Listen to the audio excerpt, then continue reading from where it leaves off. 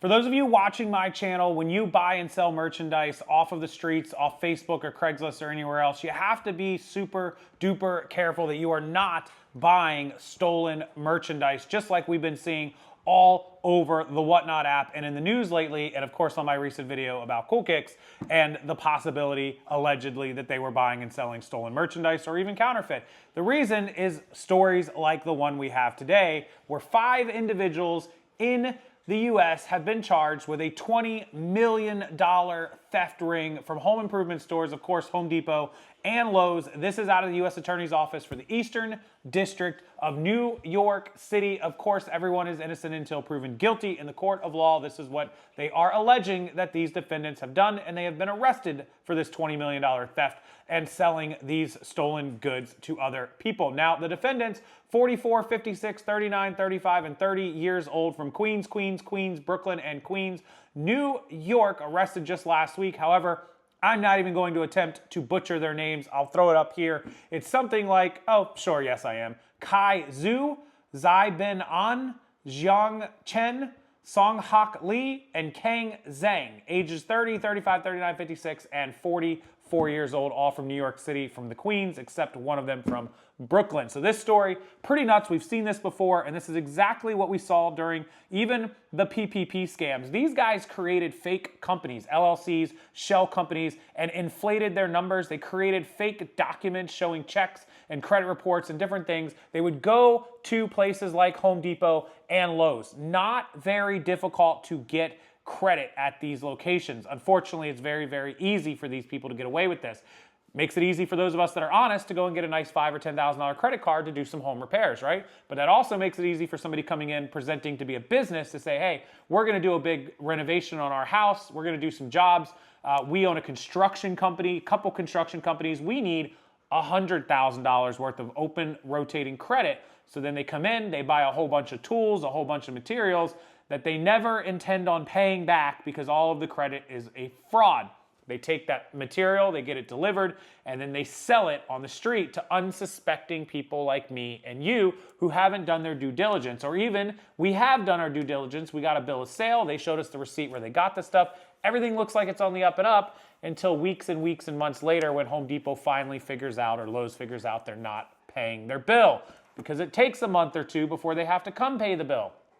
Here's the story from the United States Attorney's Office of the Eastern District of New York. This is directly off of their website. The defendants created hundreds of shell companies, fraudulently acquired and resold construction material.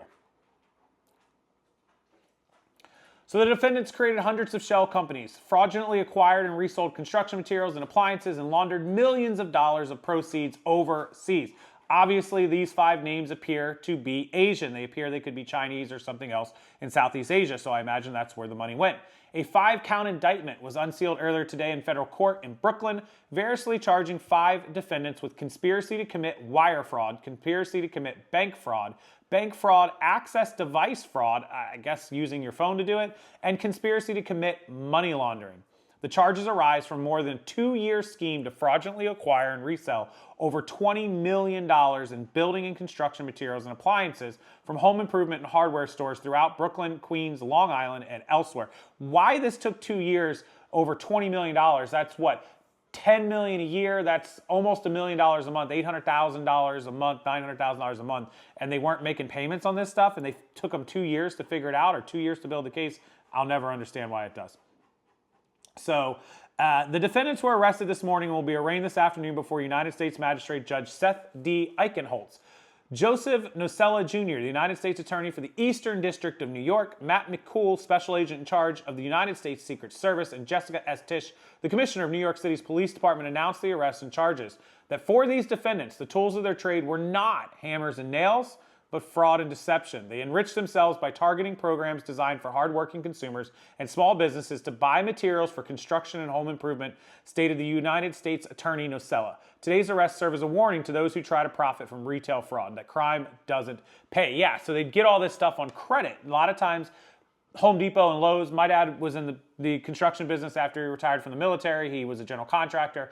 They would constantly work with companies, large multi-million-dollar companies that had Pro accounts at Home Depot. And so my dad would go to do a job, commercial job, could be $200,000, $300,000, $400,000 job. They would need $100,000 of materials. My dad could call it in, go the next morning in the truck, the box truck, the pickup truck, the rental truck, pick it all up, load down the truck with wood and drywall and paint and $100,000 worth of stuff, drive it to the job site. They'd do the job for the next month, and then they'd get paid for completing the job, and then the company would pay the credit card bill, the Home Depot Pro account bill that they owed $100,000 to, and all's good. Next month, do it again. That's what it's made for. That's how it makes business go. It's called a line of credit, right? Says the Secret Service is proud to help disrupt an alleged criminal syndicate that carried out an elaborate fraud scheme here in New York City, siphoning millions of dollars into its coffers through bad checks in order to procure construction-related materials for the illegitimate resale, stated the United States Secret Service agent in charge, McCool. I want to congratulate the agents and our partners in both the Eastern District of New York and NYPD for their hard work holding these criminals accountable. This is what I don't get, which hopefully we're going to see in just a second. If they didn't make their payments next month when the bill came due, or maybe sometimes it's like terms are 90 days, 60 or 90 days you can even get. I think my dad even had terms at one point of like 6 months where they could like literally just float the money forever. They would do tons of jobs because like a job might take 3 or 4 months. It might be something like $500,000 worth of material and other stuff. And then they'd get their payment for the job, a couple, 6, 7, 800,000, $1 million, go pay off the bill and they'd have their profit. I don't know how you go 2 years without getting caught. It had to be that they started suspecting it after a few months, no payment, bills, bad checks, whatever, and then started building the case. And it took them 2 years to arrest them.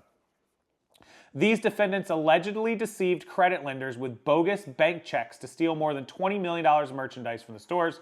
Schemes like this don't just affect retail corporations, of course, they hurt honest consumers who rely on these programs to purchase trade supplies. I'm thankful to the NYPD investigators, our federal partners at the United States Secret Service and HSI, and the Attorney's Office for shutting this scam down.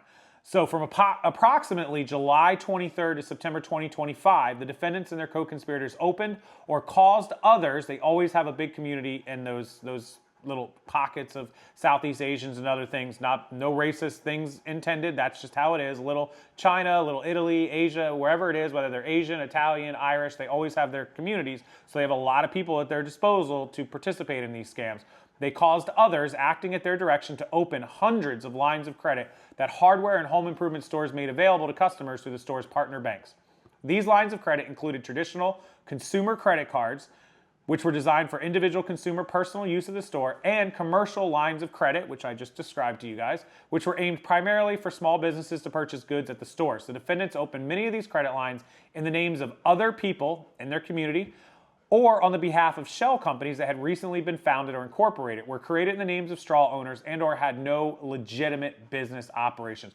People did this for the PPP thing, where legitimate small business companies would get $20,000, $30,000, $40,000, $50,000 because they had 2 or 3 employees or 1 or 2 employees, and they needed to get payroll. Their employees made $5,000, so you would get like 3, 4 months of payroll. So you get $5,000 for the month, you get 4 months, you get $20,000. You pay your employees payroll while stuff was closed for COVID, or if you missed 3 or 4 months and now you're back working. People did that. It was legitimate. But a lot of other people created fake companies that actually had no employees, no payroll, and no business operations. They'd get $20,000, $30,000 in the mail, and they just put it in their pocket. Like, this happened all over. And we saw some arrests. Usually not the 20,000, 30,000 people, because there were a ton of those and it's hard to figure that out. But the people that got like 1.5 million and went out and bought a Lambo, yeah, you're going to jail, right?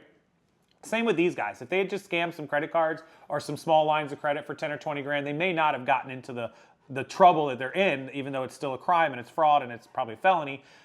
When you start stealing $20 million, you're going to go to jail, man. You're going to go to jail. To increase the credit limits on their credit lines, the defendants presented paper checks to the stores under the guise of pre-funding the accounts or paying for past purchases. So there you go, bad checks to pay off the previous balances. So it looks like, okay, we gave you 100 grand, you spent 80,000, now you're paying the 80 grand. We'll go ahead and give you 150 or 200 grand credit next time. In reality, these checks were linked to bank accounts that had insufficient funds to cover the amounts printed on the checks. Before the checks were rejected, however, the defendants purchased significant amounts of building and construction material for delivery to their warehouses. In total, the defendants and their co-conspirators stole over $20 million in merchandise, much of which they resold to others. Profits of their scheme were laundered to offshore bank accounts and used to finance the ongoing operations of their warehouses. If convicted of the charges, the defendants each face up to 30 years in prison. Stealing people's material, stealing people's credit cards, credit lines, fraudulently opening credit cards and credit lines. That's the part that gets them in the most trouble. Stealing the money gets you in trouble, but fraudulently depicting what you've got with bad checks and credit card stuff and loans to open this stuff and lying about it, that's where we get into like the wire fraud and the bank fraud and the credit card fraud. That's where you get it. Theft is theft. Theft of money is theft, right? But the rest of it gets you in almost just as much or more trouble than even stealing money. The government's case is being handled by the Office of Business and Securities Fraud Section, and they give the list of the guys' names. It's the Eastern District of New York, docket number 25CR275 RPK. $20 million stolen from Home Depot, Lowe's, and other home improvement stores on fake lines of credit and credit cards by opening them under fake companies and other people who didn't care. So the other thing that you see is they'll find somebody in the community where they'll say, hey, go open a credit card at Home Depot. They get approved for $5,000. They go and they take the $5,000. They immediately spend it, buy $5,000 worth of stuff. They take that stuff and they sell it out on the street for a couple thousand. They never intend to pay the bill. Somebody loses all their credit. Maybe it's somebody who's headed back to China and doesn't care. They give them $1,000. They sell all this stuff for $3,000. They keep $2,000.